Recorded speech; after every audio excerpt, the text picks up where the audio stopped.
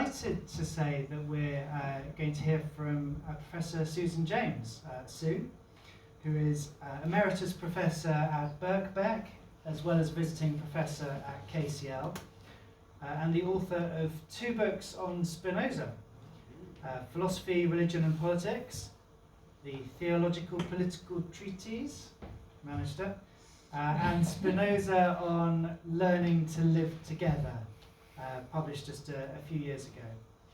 And Spinoza, as you'll see, was one of the most interesting early modern philosophers, but I think has been a little bit neglected in the UK until fairly recently.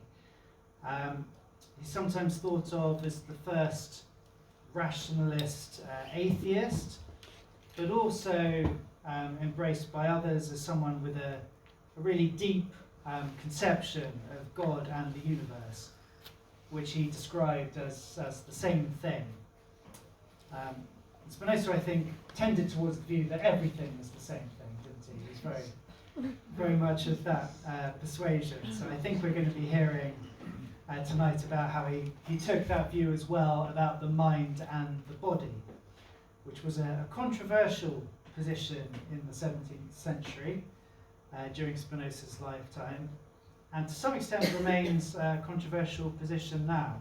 So can we make sense of Spinoza's position? Is it helpful? Can we accept it? We look forward to finding out. So thank you very much. Sue, over to you.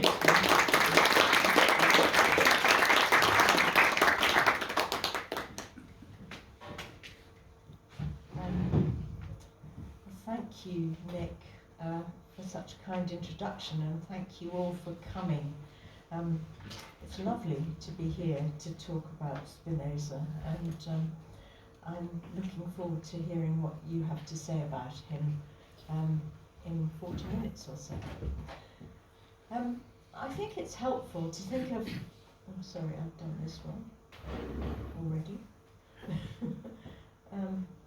I think it's helpful to think of philosophy and its history as a set of conversations in which the participants discuss problems, suggest new ways of dealing with them, sometimes drop a topic for one reason or another, and sometimes introduce a new one. Different conversations go on in different philosophical traditions, but they often interconnect and overlap. I'm going to talk this evening about just one phase of a very long conversation about the relation between the body and the mind or soul.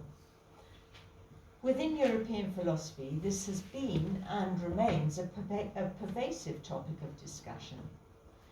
But I'm going to concentrate on the contribution of a single philosopher, Baruch or Benedict Spinoza, who lived from 1632 to 1677 in Amsterdam, in the province of Holland, which was then part of the United Provinces of the Netherlands.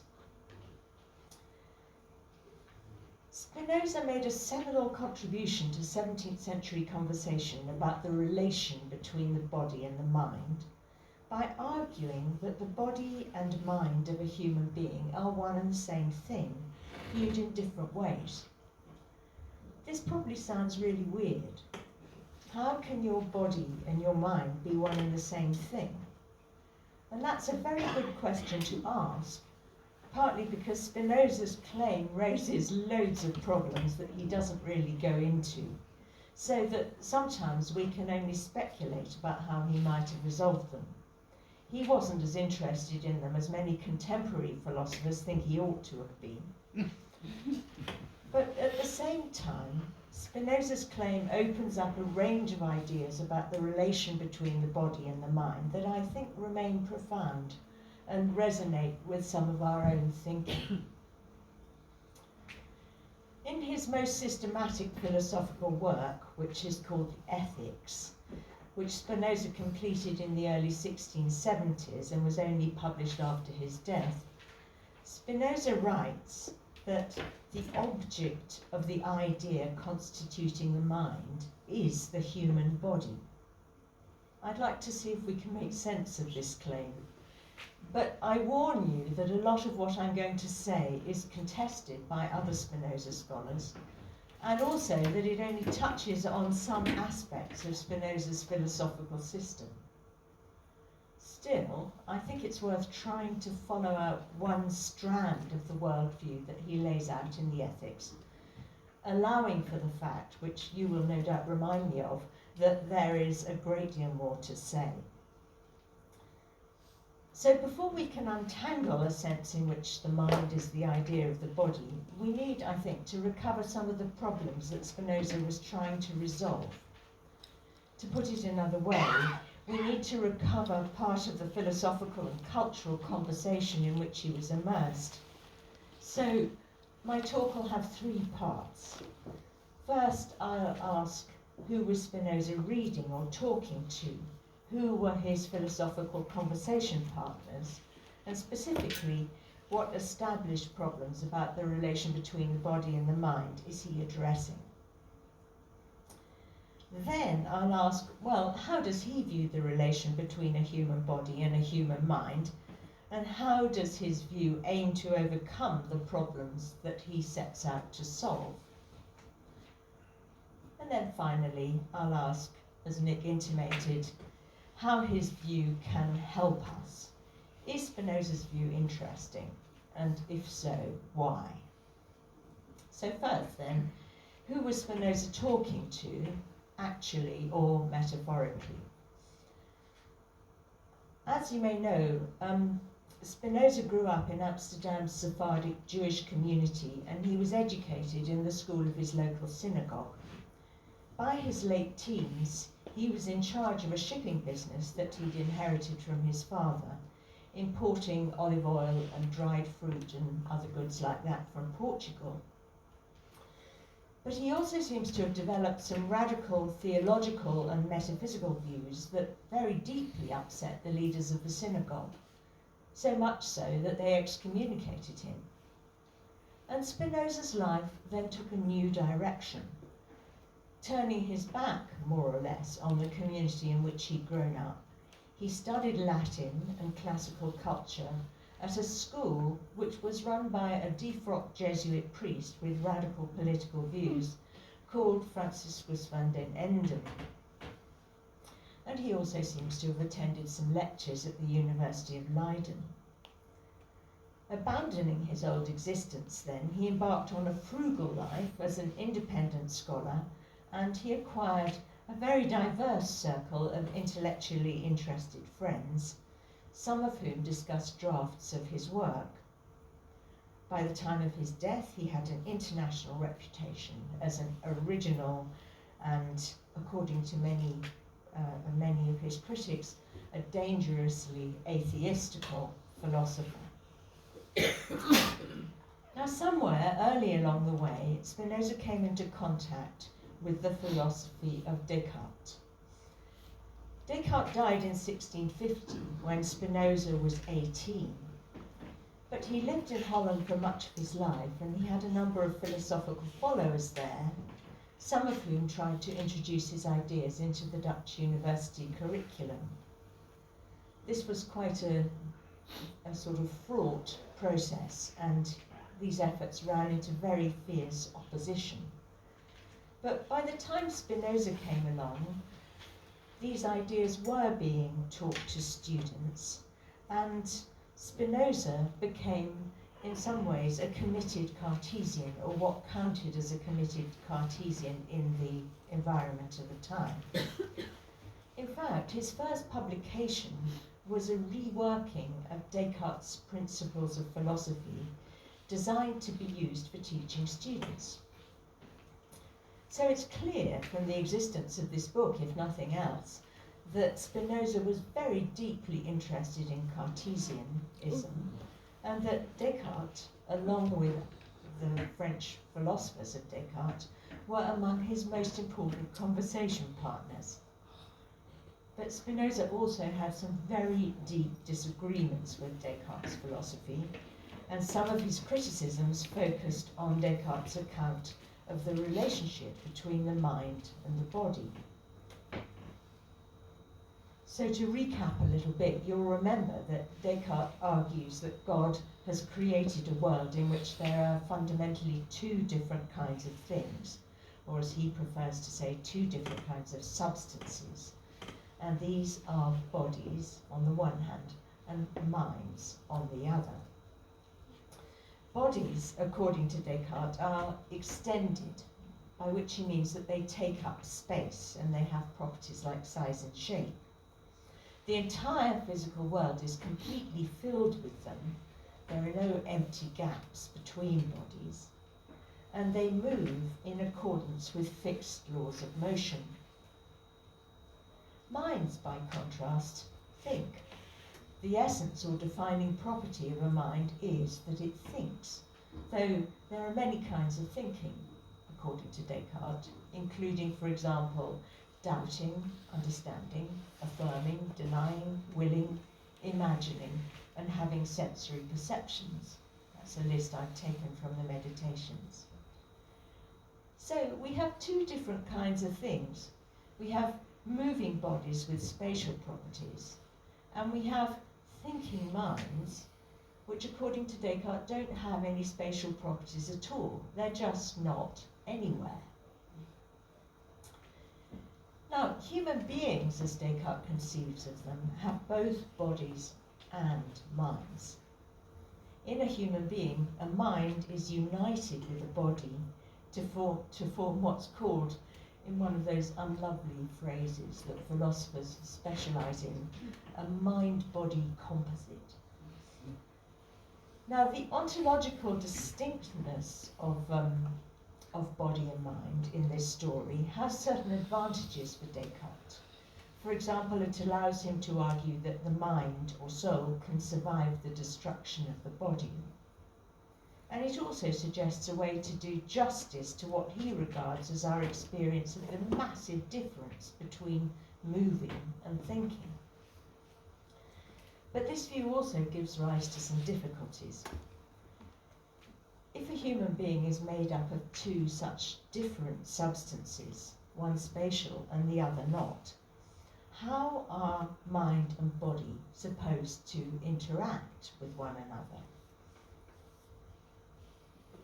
Descartes replies that they interact causally, that physical events in the body cause mental events in the mind, and vice versa, via the pineal gland in the middle of the brain. Now, this view of body-mind interaction is pretty familiar intuitively. We tend to take it for granted that joy, say, a mental state, causes jumping, a physical state, or that colliding with a window, a physical state, causes pain, a mental state. But many of Descartes' contemporary interlocutors, such as Princess Elizabeth of Bohemia or Pierre Gassendi, thought that Descartes' account of the interaction between the body and the mind just wasn't tenable. In their view, we can make sense of the idea that bodies causally interact with one another. For example, when your body collides with a chair, it causes the chair to topple over. It's a sort of physical interaction. We can also make sense of the view, they thought, that one thought causes another. So, for example, when you see someone who looks like your friend Pippa, when you have a sensory perception of them, which for Descartes is a thought, this may cause you to want to see Pippa, to have another thought, this time a desire. But there's still this problem. How can a spatially located thing like a body cause an effect in a non-spatial thing like a mind, or vice versa? What sort of causal interconnection could that be? How could a motion of your body cause a thought in your mind, or the other way round? And as Elizabeth Gassendi and other critics see it, one thing can only cause another, cause an effect in another thing if they have something in common, if they are things of the same basic kind as bodies are or minds are. And according to Descartes, minds and bodies just don't have anything in common. Now, Spinoza shares this worry. He says, Since there's no common measure, nothing in common between a body and a thought, since they're so completely different from one another, the forces of the body cannot in any way be determined by the mind, or vice versa. But that means, he thinks, that Descartes hasn't given a convincing account of what it is to be a human being. He's identified some parts, a body and a mind, but he hasn't explained how they unite or form a whole. So here's a problem that in Spinoza's time is an established topic of philosophical conversation and worry. Spinoza thinks that Descartes has made enormous progress with it. He agrees with him that there is a big difference between minds and bodies, and that bodies move and that minds think. And he agrees that in a human being, body and mind are united. But he doesn't agree that you'll be able to explain this unity if you start from the view that bodies and minds are distinct but causally related substances. He thinks that route is doomed. You've got to approach the problem in a different way. So there's the puzzle, and then the question is, well, what does Spinoza suggest? And here things get even stranger, I warn you. So let me try to introduce this by saying that we've seen how Descartes asks us to focus on particular things, like your particular mind and body. For him, those substances are going to be the place to start. But Spinoza says, well, suppose we now zoom out, as it were, and instead of focusing on particular things, we focus on the whole of which they are the parts. So think of a whole that encompasses everything that exists, all the actions they perform, all the changes they undergo, and all the power that makes these changes possible. Well, this whole will contain all the human bodies that there are and all the human minds there are, all the motions of human bodies and all the thoughts of human minds. And of course it will also contain all the other particular things there are, whether they are books or particles of gas or earthquakes or centipedes. It will also contain all the power that organises this whole and accounts for the changes that go on within it. Now Spinoza argues, as Nick mentioned, that this whole is a single thing, or as he says, a substance. It's the only substance that exists, and it's entirely self-sufficient and self-sustaining. Now, pressing on a bit more, we saw that for Descartes, each substance has a single defining feature, or as he says, an essence that makes it what it is. Minds think, bodies are extended. So we might wonder if Spinoza's one substance also has an essence. Is there some defining feature that makes it what it is? But here we seem to encounter a problem. We know that the one substance contains human bodies and human minds, but we also know that Spinoza agrees with Descartes that these things have incommensurable essences, thought and extension. There's nothing they have in common. So it can't be that the one substance has a single defining feature or essence that characterizes all the individual things that it encompasses. Suppose we chose extension, well then we'd be missing out minds. Suppose we chose thought, then we'd be missing out bodies. But if the one substance doesn't have an essence, Spinoza says, how can it be a single thing? And he gives a really interesting and radical answer. He says that the one substance has loads of essences, in fact infinitely many of them, but let's for simplicity stick to the two that we've been talking about, thought and extension. So So departing really dramatically from the Cartesian picture, he argues that all the particular things that substance encompasses are extended, but all the particular things it encompasses are also thinking. We don't have to ask whether a particular body is a particular thing, is a body or a mind. Every particular thing is both physical and mental. So what Spinoza is suggesting here, I think, is that if you take a particular thing, it can be described and explained in physical terms as part of a complete system of physical causes and effects that specifies how all the bodily parts of this massive substance are related.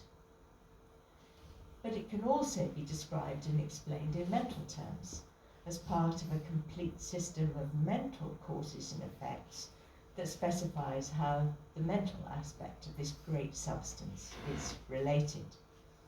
Here's Spinoza making this last point. I should say that I'm introducing these quotations partly so that those of you who haven't read Spinoza can get a flavour of the strange philosophical language that he uses. Here we go. So long as things are considered as modes of thinking, as thoughts or minds, we must explain the whole of the order of nature, the whole connection of causes, through the attribute of thought alone, in terms of causally connected thoughts alone. So Spinoza is saying here that this one substance can't really be captured in a single explanatory register.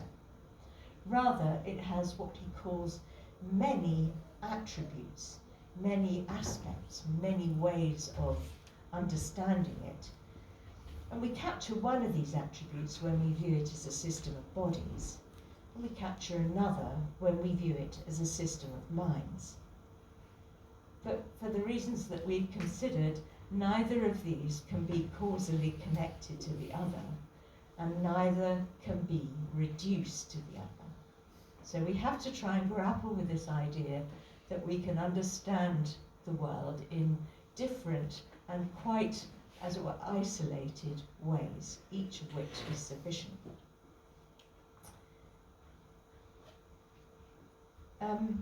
This is a really hard position to grasp, I find. I have a lot of trouble with it. At first glance, one of the problems is that it seems incredibly ontologically extravagant to say that every individual thing is both physical and mental, both a body and a mind. Your thought that 2 and 2 is 4 is in some sense physical or bodily, and a stone is in some sense a thought or a mind. What, really, you might say? Come off it. But I think perhaps we can see why Spinoza is drawn to this view if we zoom in again and focus on the relation between a particular human body and a particular human mind. To take one of Spinoza's favourite examples, let's say Paul's body and Paul's mind. Now we can see that Paul's body is going to fit somewhere in this massive system of causally related bodies that we've been talking about. It's going to have physical causes, including the growth of Paul's body in his mother's womb, and it's going to have physical effects, including, for example, the dent that Paul makes in his mattress when he lies down. All these things occur within the attribute of extension. But we can also see, though I find this a bit harder to grasp, that Paul's mind is going to fit somewhere in the system of related minds. It's going to have mental causes and mental effects, causal relations with other minds within the attribute of thought. But remember that what Spinoza wanted to do was to explain the union of a human body and a mind. And so far they seem to be farther apart than ever, completely and utterly separate. So the next question is, Well, what unites Paul's body and Paul's mind? What makes him one person?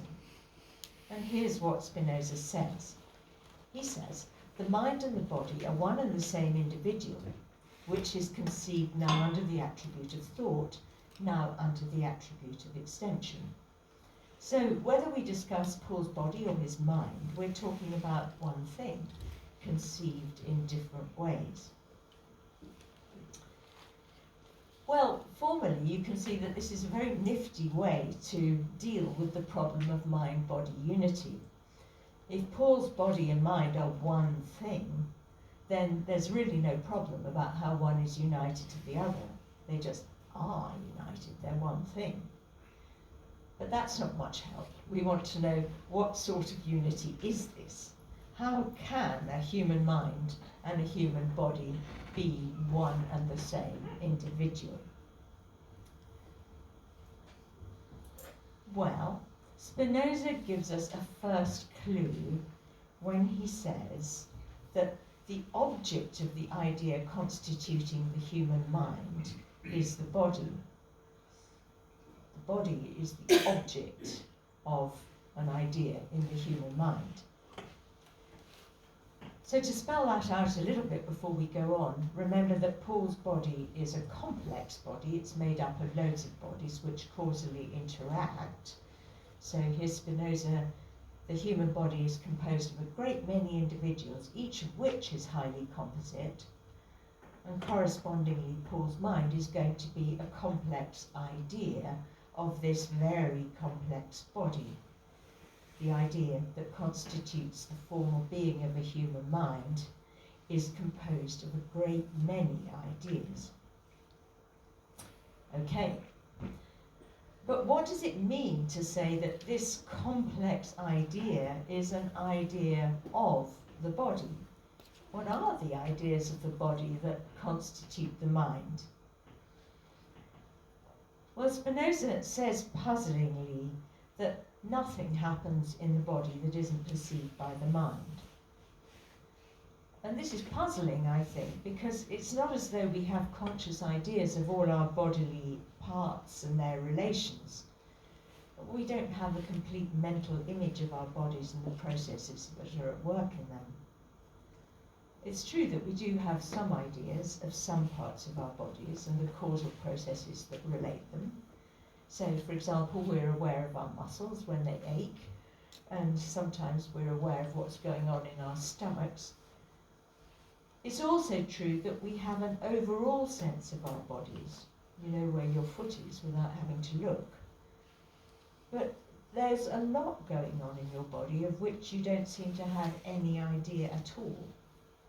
So when Spinoza says that the mind perceives everything that happens in the body, I don't think he can mean that we have a complete and conscious mental image of the body and its parts and its internal operations. So rather than focusing on our ideas of bodily parts, I think Spinoza is more interested in our ideas of the relations between a human body and all the external bodies it encounters. Thinks of it in relation to other things. Here's a quotation. The human mind doesn't know the body itself, nor does it even know that it exists, except through ideas of affections by which the body is affected. You know about what your body is by knowing about the way it's affected by things around it. So let's take a look at this. Spinoza often emphasizes that a single body is a relatively powerless individual thing. It's surrounded by bodies that are much more powerful than it is, so it's vulnerable, but at the same time it needs to interact with other bodies in order to survive. Paul's body, for example, is constantly interacting with other bodies. And Spinoza argues that what happens during these interactions is determined by the relative power of Paul's body in relation to the external body concerned. So we can think about this power in physical terms, for example, as a function of the speed at which bodies are moving, the direction of their motion, and so on and so forth, in the way that a physicist might think about it. The fact that Paul will crush a wasp if he steps on it, for instance, is a manifestation of this kind of physical power. So we could think about it like that. But Spinoza also asks us to think about this power in a more abstract sort of way.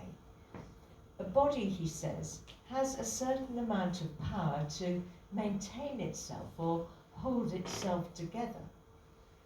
And it exercises this power in everything it does, including in its encounters with other bodies, in the course of which its power may increase or decrease, or stay the same. So, for example, when your body ingests a nourishing meal, its power increases. And when it's injured in a collision with a bike, say, its power decreases.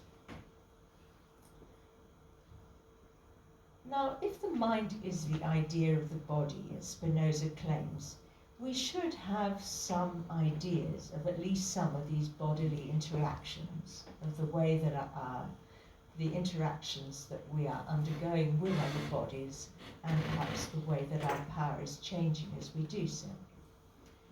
Well, surely we do. Some of these ideas are sensory perceptions. So, for instance, you have perceptions of the nourishing meal you're eating when you see and taste the really delicious broccoli. These are some of the ideas of your body that constitute your mind. And Spinoza very much emphasizes that they're not just ideas of your body on its own, but ideas of your body in relation to other bodies, in this case the broccoli. Moving on though, Spinoza thinks that you also have ideas of the increases and decreases of power that your body undergoes as it encounters other things. So, to stay with the same example, eating a nourishing meal isn't just a sensory experience. It's also, Spinoza thinks, an affective one. If you're hungry, an affective or emotional one, we could say, using a slightly rough translation. So if you're hungry, you may enjoy the experience of eating the broccoli. You may relish the first mouthful and want to take another. So mixed up with your sensory perceptions of the process of eating are feelings of pleasure and desire. And these, Spinoza says, are your ideas of the increase in power that your body is undergoing as it's nourished. The pleasure and desire that you experience as you eat the nourishing broccoli is your experience of the increase in power that your body is undergoing. So these affects are one of the ways in which the mind represents certain bodily changes. One of the ways in which the mind is an idea of the body.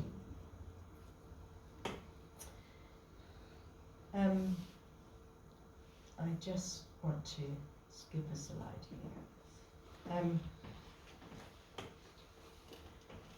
So the changes of power that occur in the body are reflected in our ideas, are reflected in the mind, which has ideas of these changes.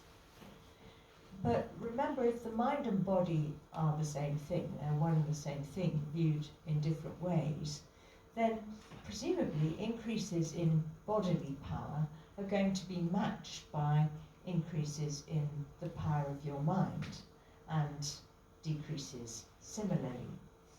So our ideas of increases and decreases of our bodily power are also going to be increases and decreases in our power of thinking, in the power of the mind itself.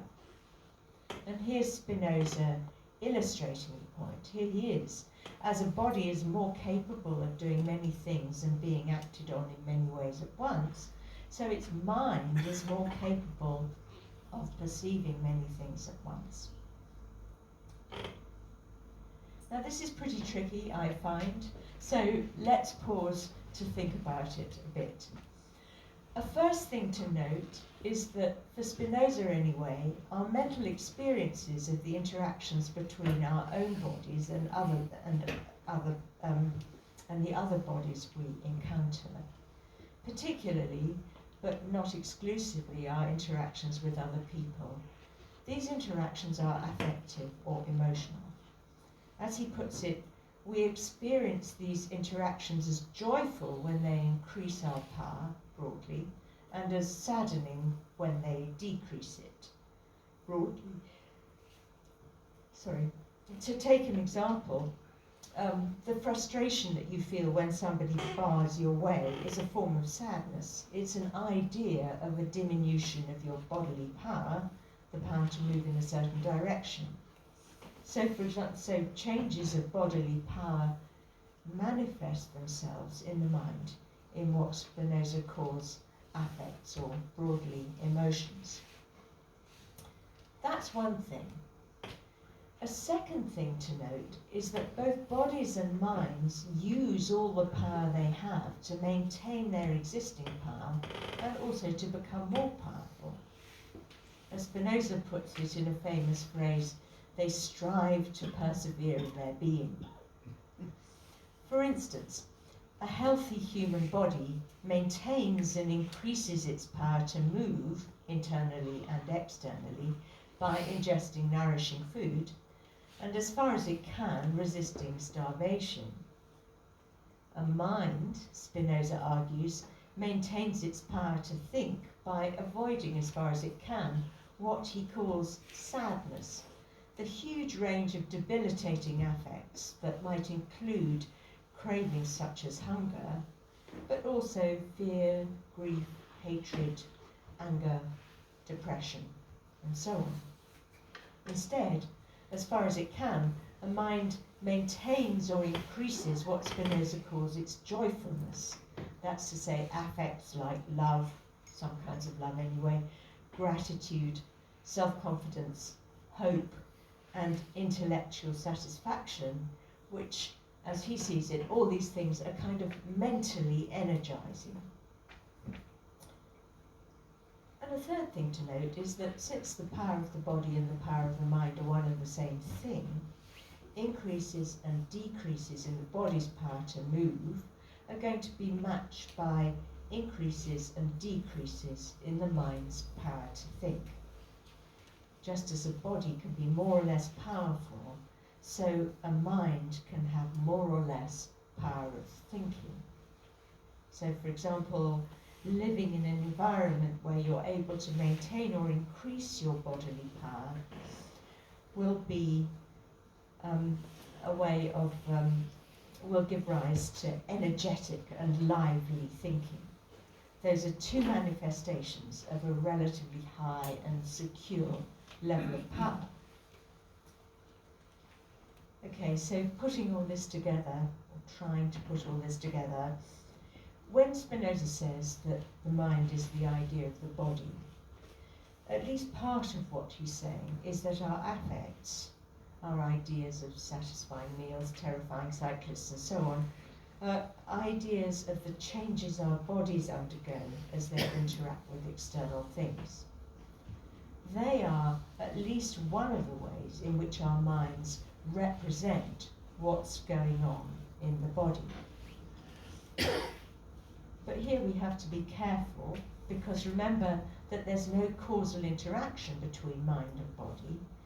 So Spinoza isn't saying that our changing affects, our griefs, hopes, loves, and so on, are caused by our bodily interactions with other things.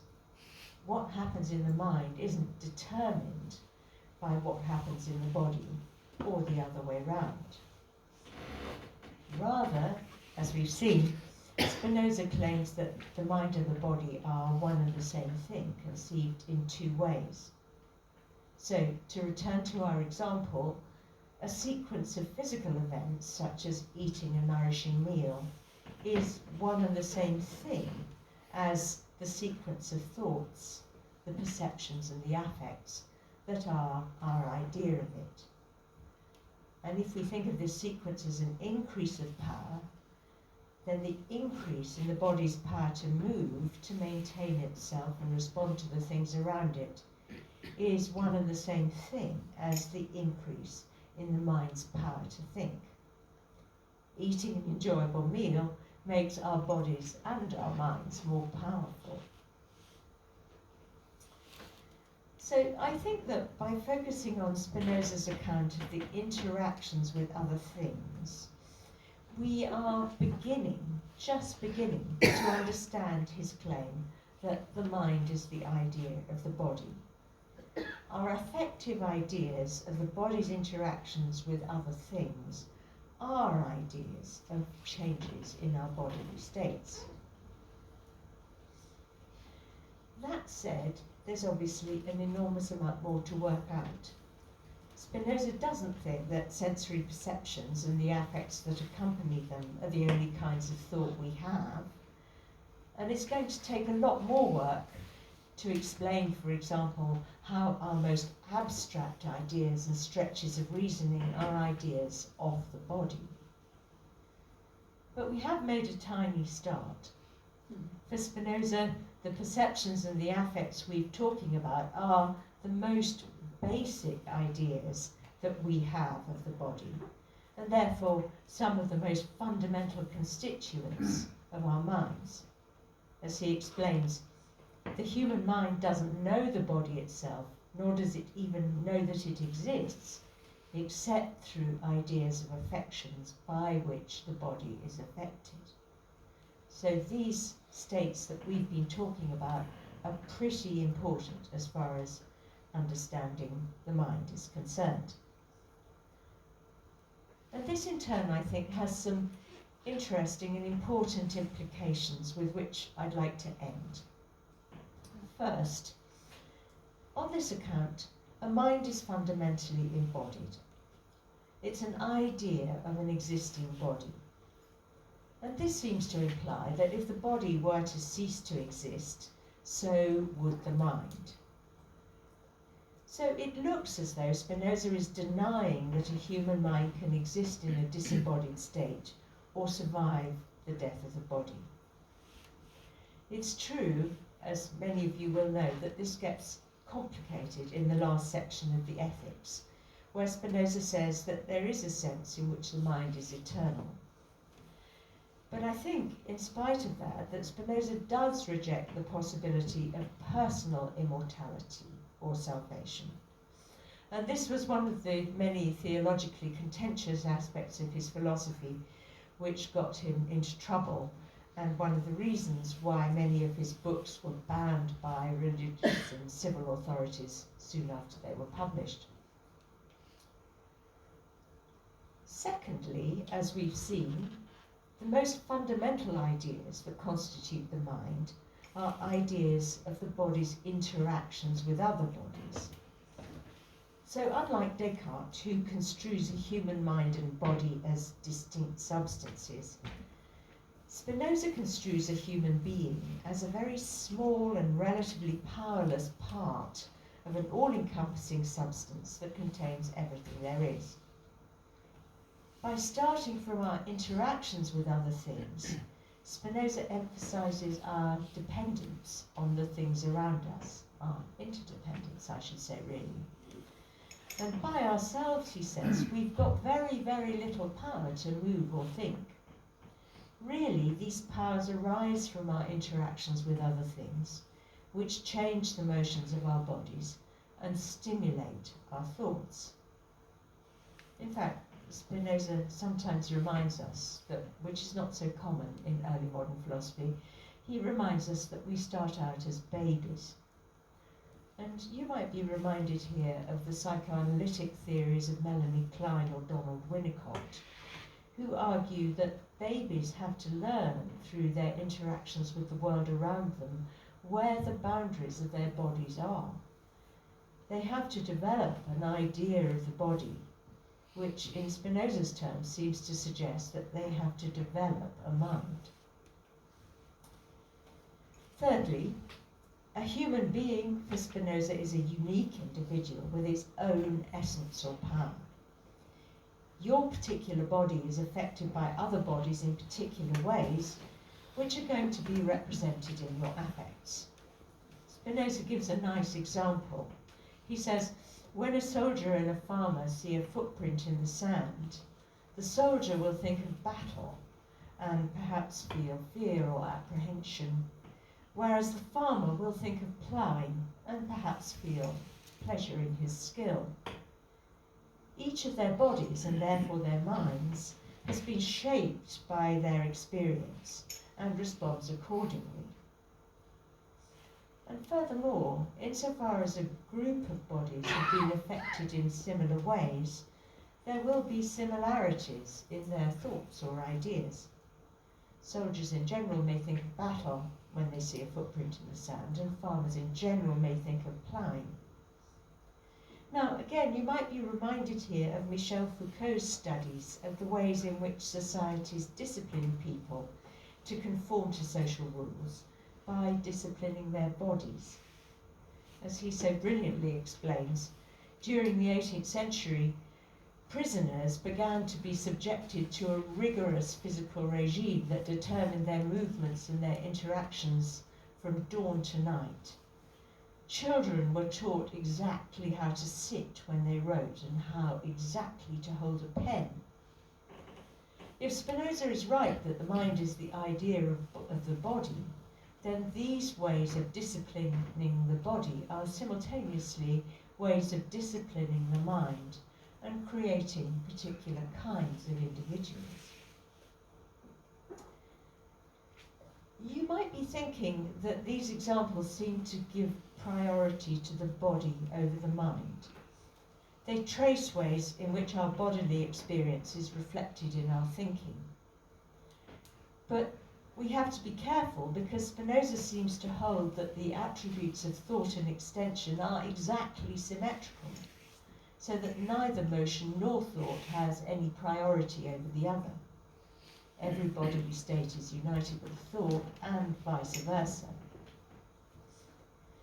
But Spinoza does allow that one of these ways of accessing a state that is bodily and mental may be more accessible than the other. It may be easier to access a feeling of elation, say, than to access its physical counterpart, or easier to access a tumour than to access the idea of it. Spinoza acknowledges that for finite beings like us, who have limited knowledge, this is how it is. We only have a very patchy acquaintance with and knowledge of these relationships between body and mind. But he also reminds us that we sometimes experience and mark a difference between a bodily event or a mental event and the same event viewed as a feature of mind and body together. We have some access to the unity of mind and body. One of his examples points to the difference between what he calls appetites and desires. Appetites, he claims, pertain to the body. They're things like hunger and lust, whereas desires pertain to the mind and body together. When we desire to be loved, for example, our desire isn't just about our body or our mind, but pertains to both of them. Equally, another example, joy pertains to the mind, whereas cheerfulness pertains to the mind and body together. Something that cheerfulness is a state that you sort of experience throughout your whole body and in your mind. And whereas sadness pertains to the mind, melancholy pertains to the mind and the body. So terms like desire, cheerfulness, and melancholy chart our sense of the unity of the body of the mind and the simultaneous increases and decreases in their power. I'm nearly done. But the final point I'd like to draw attention to, and here I'll end, is Spinoza's claim that the body's power of acting is the same as the mind's power of thinking. it looks as though he's saying here that we can't have a strong body and a weak mind, or a weak mind and a strong body. And on the face of things, one might think that's false. But it does surely make some sense to say that our power to think varies with our bodily power to maintain ourselves. You're less well placed to think if you're ill, or starving, or enslaved, than if you're healthy and able to interact with the people and things around you in various empowering ways. And furthermore, Spinoza thinks that this fact about us has political consequences. We increase our power of thinking when we live in political conditions that allow us to interact with many different kinds of things while being protected from loss of power. And for Spinoza, that means that we empower ourselves, our bodies and our minds, by living in states that are secure, tolerant, and relatively well disposed towards philosophical inquiry. In the current political climate, I think this is worth reflecting on. Thank you very much.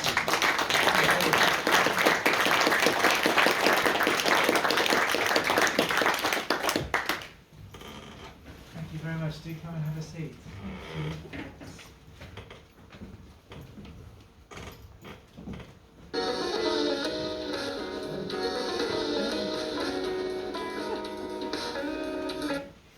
I think we actually won the music. I thought that was an interlude. No, we will open it up for questions. I just wanted to ask a couple of things to get us started. I think the first one touches on this identity between every physical object and some sort of mental object, and vice versa. And as you said, most of us would naturally try and draw some sort of distinction between a stone and a person. Yeah. But for Spinoza, is that distinction between living and non-living things, or conscious and non-conscious things, is that non-existent or not important, or how does he avoid drawing some sort of important distinction there? Yeah, absolutely. That's such an important question, isn't it? Because we seem to have this. So I think that Spinoza has sort of very general metaphysical reasons that take quite a lot of spelling out for thinking that everything is minded or animate, as he says, and so that every physical thing has a sort of mental correlate. I should say that this is not so uncommon in early modern philosophy. There's quite a batch of philosophers in this time who think that everything is animate, and by minded they usually mean has some power to, as it were, respond to things around it. So even stones have some power to respond to things. I mean, sometimes they're crushed and sometimes they have the power to maintain themselves and not be crushed by other stones and things like that. And so if you think of that as the kind of basis of, as well, what it is to think, having a kind of mental capacity to maintain yourself, then perhaps you can kind of begin to think how they might imagine the world like this. And most of them think, and I think Spinoza thinks this too, that as it were, we can't say very much about this. I mean, we view the world from a particular viewpoint, sort of in this system, and there's just a heck of a lot we don't know. That's part of the answer. Maybe I'll leave it like that for now. Yeah. And then the second thing I wanted to ask before we open it up, and do start thinking of questions. Fiona will be dashing around in a second. You mentioned the growth of power being the objective of all living, all minded things, so presumably everything. Yeah.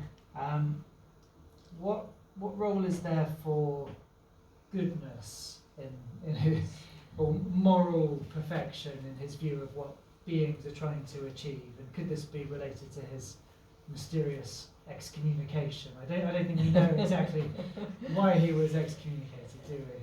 No. Let me just say about the excommunication.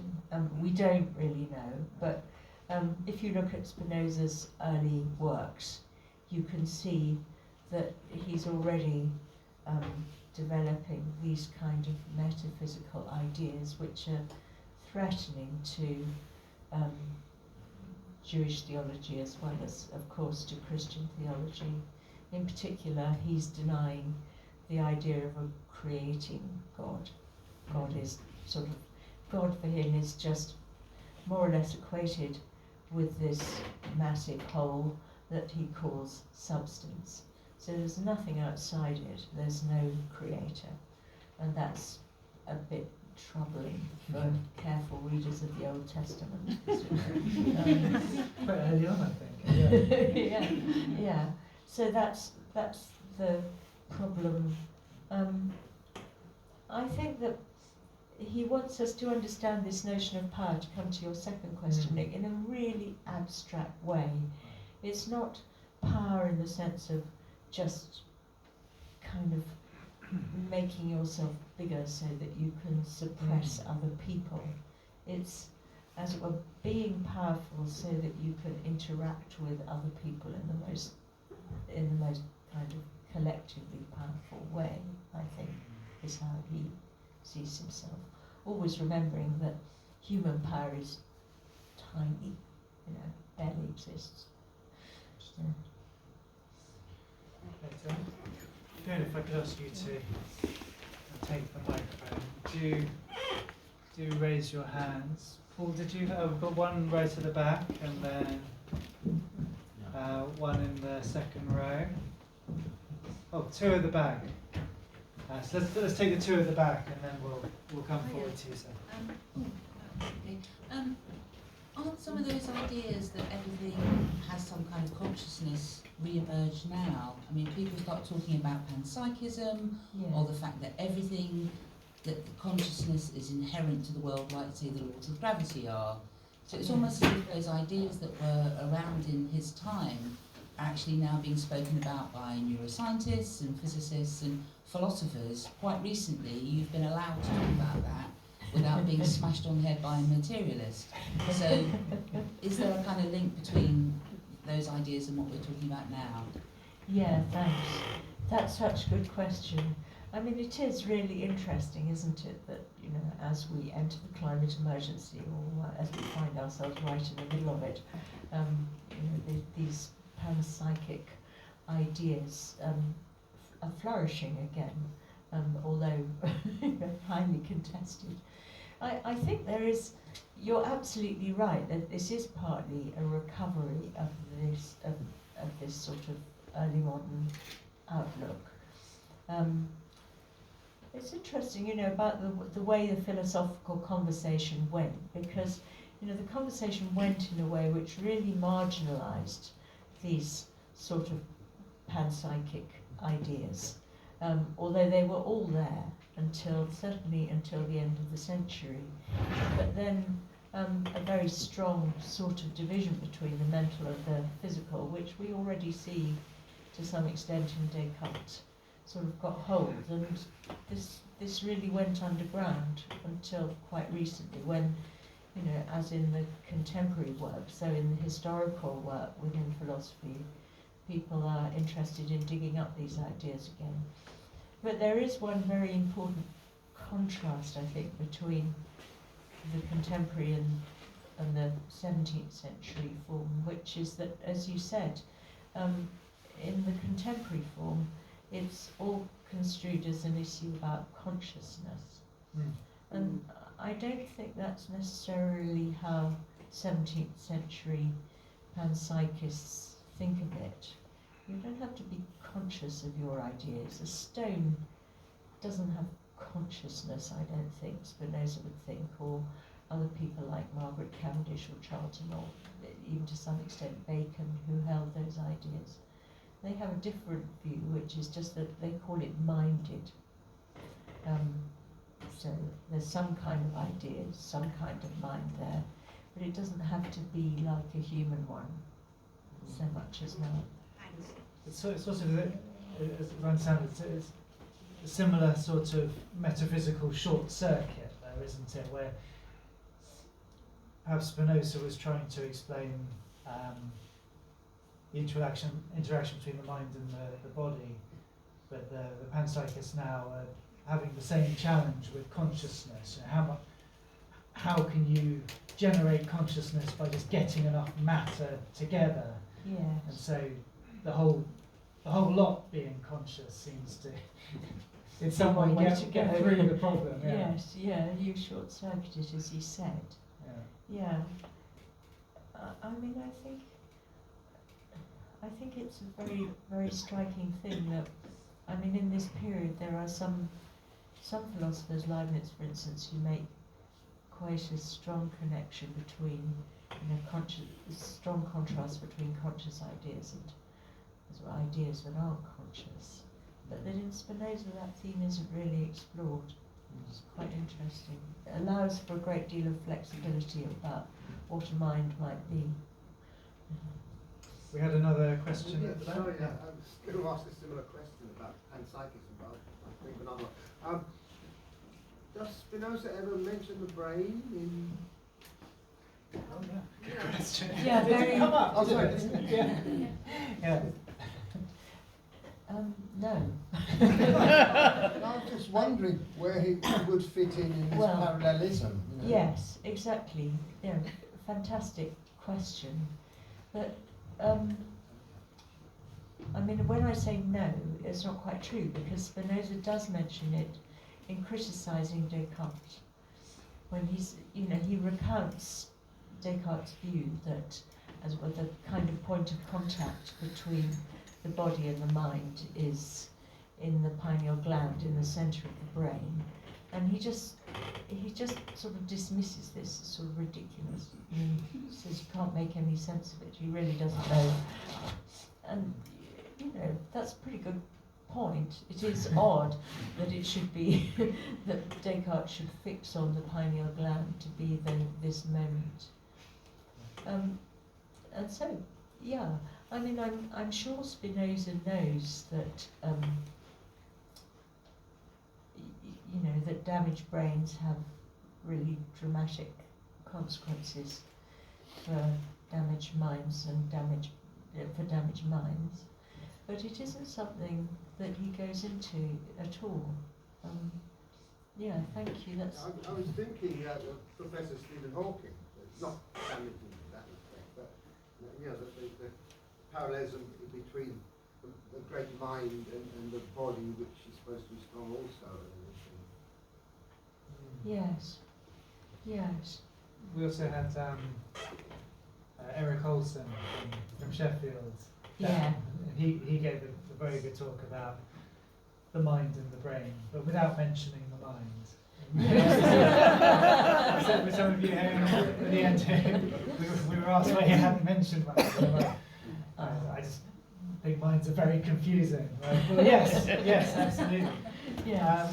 We had a question at the front here, and then we've got one in the front row over here, and then we'll go back again. Hi. Well, again, Hi. building on that very first question, which was not dissimilar to mine, but one of the things that I'm recognising, if you like, with a whole range of sort of current day scientific knowledge, insight, and frameworks, is that so much of this seems, from our point of view, anticipatory.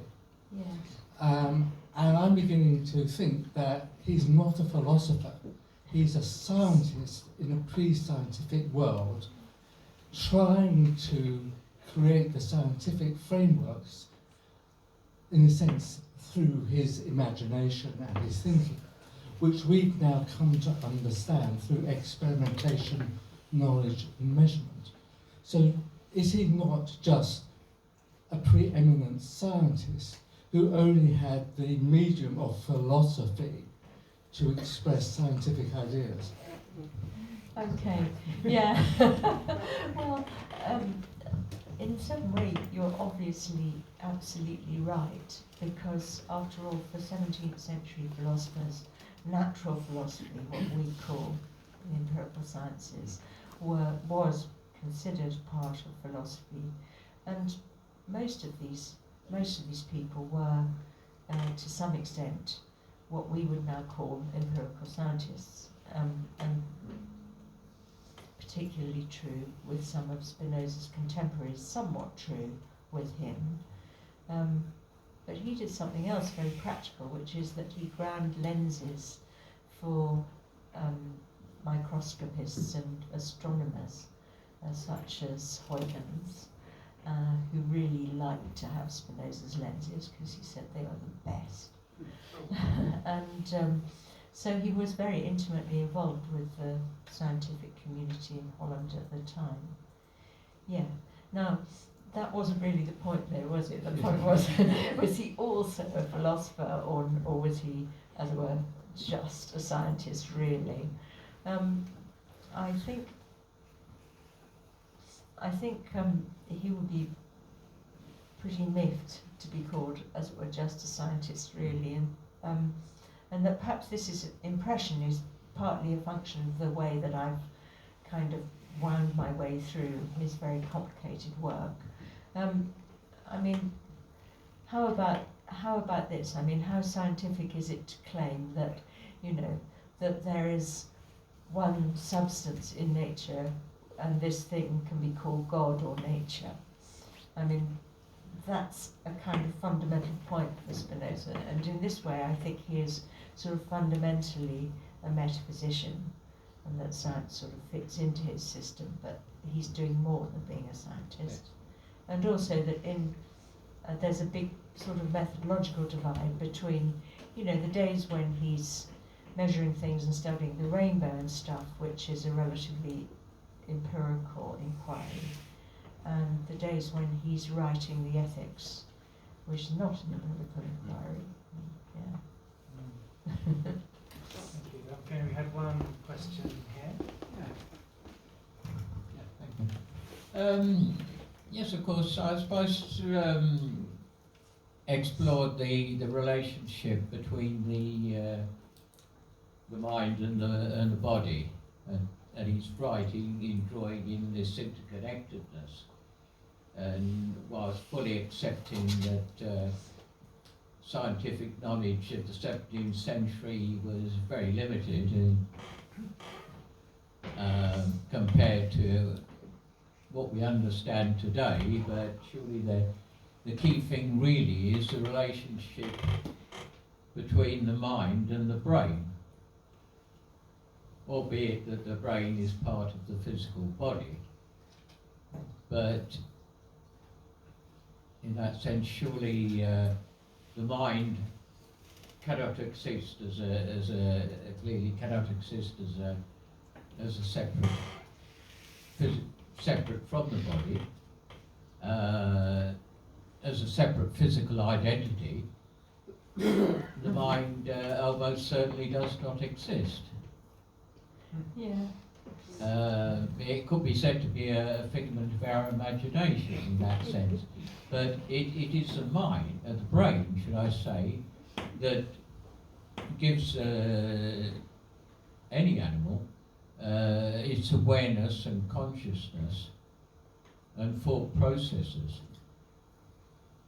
Obviously, you know, people who are brain damaged, or even someone who's had a stroke, there may be some loss of bodily function. And if you take that a stage further, and please do not try this at home, as they say, but if you have a cat, a dog, or even a mouse, for instance, any animal, if you were to remove the brain, operate on them and remove the brain, albeit under anaesthetic, but then that animal would be dead. So the question is It could not exist, it couldn't function. the brain being the central thing. Is that the question? Yeah. Okay, thank you very much. Yeah, Steve, do you want to- I think It's a complex thing, but as I say, the key thing really is the relationship between the mind and the brain, and the interconnectedness Yes. between the mind and the brain. yes. Absolutely. But I think, yeah, so we might want to say, you know, Spinoza, you would have been much better off if you had known a lot more about the brain. Because then, when you talked about how the mind is the idea of the body, you would have, as it were, been focusing on the right bit of the body. And in a way, I think, I mean, obviously there's a lot to be said for that, because, you know, who could possibly deny the value and importance of what we know, our learning about the brain? But at the same time, I think, in a way, that's a kind of return to as part of the sort of Cartesian approach to this matter that Spinoza is trying to mix up a bit, because your view says, you know, there's a particular part of the body which is really the crucial thing, and if there's a mind at all, as well, that's where it's located. And I think Spinoza wants to say, I would like to think about human life not just by, as it were, looking at the interior of the body, which admittedly I, Spinoza, know very little about, but by looking at human beings in relation to the world around them. And that doesn't necessarily mean ignoring the brain, because obviously lots of perceptual and emotional processes go on in the brain. But what do you think, or rather what might one think about this idea that actually the way you know about yourself is by knowing not about the brain, but how you relate to other things? So that in itself is through neural activity Yes. within the Yes. brain, and if Well, you like, partly. the mind is the embodiment of our Yes. consciousness. That's Once- right. So let's, if you, we're getting a little bit tight on time, so I want to let a couple of other people come in quickly. Yes, we have two over your right shoulder. Thank you. Thanks. So Spinoza is very popular with scientists, and I think the reason is that because it allows you to accept that we live in a fully materialistic universe that is governed simply by equations, and yet to also have definitions for words such as God and mind, which are not incompatible with that, and let you have conversations with other people who use those words that you actually have something in common with that definition. So returning to the point we just had about every object can be thought of as a body and a mind. You might say water wants to flow downhill. You're describing it as something with a mind, with a desire to flow downhill. Or you could say that it obeys the laws of gravity, and you could write equations of fluid mechanics, and you'd come to exactly the same prediction, but doing it in a different language. So it's two different ways of describing the same substance. Yeah. Is that what Spinoza was trying to say, or not? I think it is. I think it is part of what he's trying to say. That, you know, that there are these different explanatory registers, and one of them is an intentional language of thinking, where you have ideas of other things. That's, as it were, the mental side of it. And one of them is a physical thing, which can be described in terms of, you know, equations or whatever. Yeah, whatever, mathematically. Does that help? Well, but there's a difference between that, which is, these are two ways for me to think about the water, and the other alternative is that there are two fundamental properties of the water that exist even if there was no one around to try and understand it. But there's always someone around.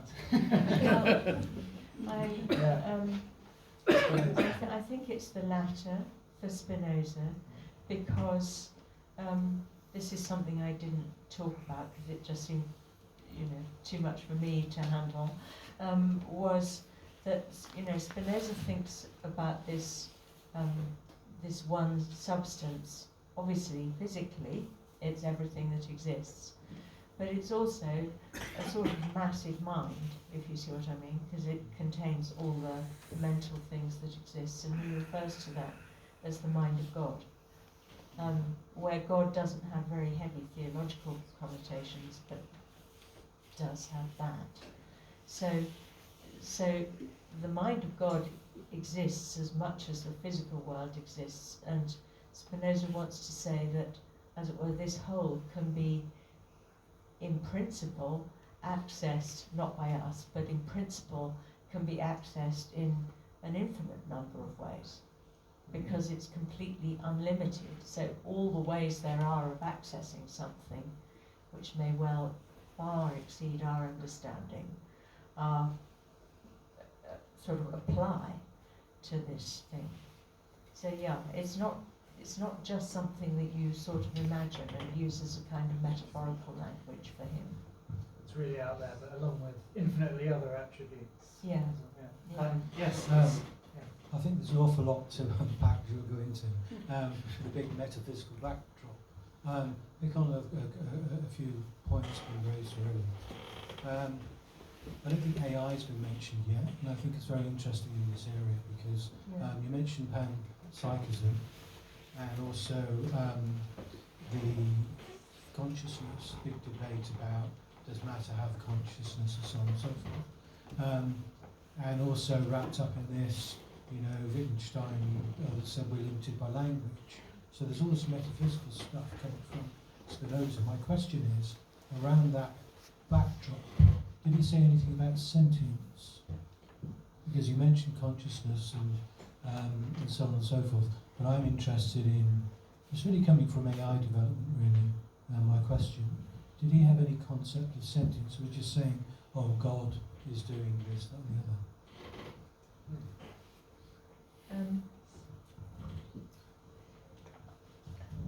You were downplaying sentience generally, weren't you? Or Spinoza was downplaying. Well, I mean, sentience is not a term in Spinoza's vocabulary, and I mean, sentience entered, I take it, into my talk in the human context. I mean, we are sentient in relation to things around us and in relation to each other. But you meant it in the AI context, presumably. I mentioned that because in this whole area, it's a concept which is wrapped up inevitably in potential AI development. So yes. But I respect the metaphysical background. We know very little about an awful lot. Thank you. Yeah, thank you. Yeah. We have, I think, a question in the second row here, and then directly across. We might have to wrap things up. Thank you. I think to some extent you've answered the question that I have, but the statement God or nature was to the authorities of the time, I believe, one of the most objectionable statements that could be made. Do you think that Spinoza's real interest, which was very much misunderstood, was simply unity?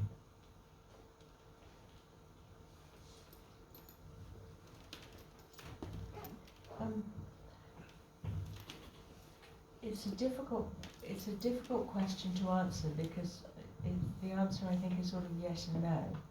I mean, yes, in as far as this one substance is a unified and united whole, and he's exceptionally interested in the way that,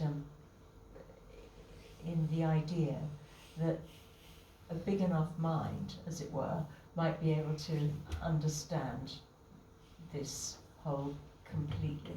That's what God would do. But God, God, I should say, is not a sort of anthropomorphic creature. It's a name for something very abstract. But anyway, that's the monistic part of Spinoza. But then also there's a very much more kind of fragmented aspect of his philosophy, which is all these infinite attributes, these sort of separate and disconnected ways of viewing everything, explaining everything. And so I think that that's a very tantalizing idea, that thought that you can understand the whole world in infinitely many ways, and that and these are all different from one another. And so that's the very unmonistic, ununited side of Spinoza. And there's a sort of complex tension between these two outlooks, I think. We'll just take our last question. What would Spinoza have thought about atoms if they had been discovered? I mean, the animate and inanimate objects also have atoms, so your stone and your human being are similar. But the problem is the mind still. That what would he have made of the mind, knowing about, I mean, the scientific, I don't know how far ahead of him there would be when people were talking about this, what the universe is made of and so on and so forth. But clearly he was trying to unify everything, wasn't he? And he still wouldn't have got there because the mind is not the same sort of thing as an object or a person. What would he have thought? Well, Spinoza had an idea of an atom. I mean, it's not our idea of an atom. He did, but, right. But, you know, the idea that, as it were, there are tiny ingredients. He didn't think that, as it were, you got down to rock bottom and you had got to atoms in the way that some ancient philosophers thought. He thought that, you know, matter was infinitely divisible, but that there were loads and loads of these tiny things, and, you know, they're just the smallest bodies as far as he's concerned. So there are also minds that are the ideas of those bodies. They correspond to the smallest thoughts, the smallest minds. Or something, the smallest ideas. Yeah. Well, on that note, I think maybe we have time for a very quick question at the back. If it's a quick one. Or can be. Okay, hope I can make sense of this under pressure. Did Spinoza have any comments on the fears and desires of the mind of God or substance? Like, if human beings are trying to raise their power or avoid losing their power, then what is the aim of the one great substance? What's the whole thing about? Yes. Yeah. Well, the one great substance doesn't, as he thinks of it, doesn't undergo changes in power. It's infinitely powerful, and that's just it. It can't lose its power. So it doesn't really have fears and desires or any of these kinds of human anxieties. It's not, Spinoza doesn't conceive of this one substance sort of teleologically. He wants to say, you know, it's not as though there's some purpose that this one substance is trying to reach or realize, because if that was the case, there would be something that it lacked, you know, something that it didn't have. You'll recognize this kind of argument. And so, so it just sort of is, and it's operating eternally, and it includes all the things that exist in duration, like us, you know, we're born, we die, and so on and so forth. But it is eternal, is unchanging. Perfectly happy and perfect in in all ways. Solves the. I don't think happiness is sort of in the right ballpark, but you know, it's just there. A bit more impressive. Right? Fantastic. Thank you for that last question. We're going to wrap up. Before we say a proper thank you to Sue, I just want to mention our next talk. On the 20th of May, we're going to have Dr. Annalee Jefferson from Cardiff, and she'll be talking about whether we should blame the morally misguided. Pressing question for all of us, of course. Given that we inherit our capabilities, our capacities, including our moral ones, and learn the rest from our environment, is it really fair to hold people responsible for their moral failings? And she's going to be saying yes, actually. So that'll be interesting talk for us. Sorry, I should have given it away. Yeah, well, it does give it away on the website now, and I encourage you to book on. The easiest is to go to the theatre and events bit, and we're under What's On. You can find us 20th of May. I would like to say a big thank you to our little team here, Andrew, Robin, Fiona and Paul, who've all been extremely helpful. Thank you to everyone for coming along tonight, and a particular thanks to Sue for a wonderful talk.